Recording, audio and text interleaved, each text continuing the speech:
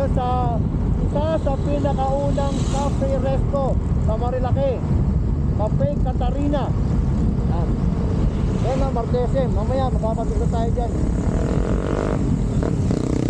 Dati way back 2010, halos wala pa mga ano dito, mga kapehan, mga karinderya, mga pares, doon wala pa. Doon pa lang mga Cafe Catarina. So doon tayo ngayon mag-breakfast. Yung kanilang the best na top silog ng Cafe Catarina. Yan, mga babo lang yung mga yan. Yan, ano pa oh. Yan, vlog. So, marami na ngayon mga bagong cafe resto. Pero siyempre, doon tayo sa original. Masarap ang kaya ng tapa. Top silog. Sana walang ganong tao. Sana puro lang motor. Walang tao, motor lang.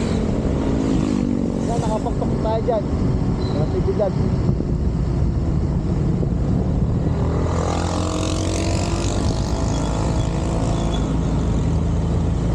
Cafe Catarina.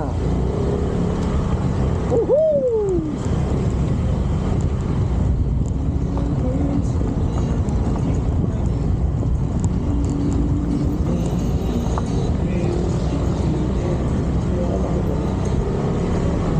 Yun. What a view. Meron pang ano, sea clouds. Pawala pa lang. Ayun, ang dami oh. Mas ano pa rito, malamig kaya sa Tagaytay. Sa Tagaytay, hindi na ganito kalamig.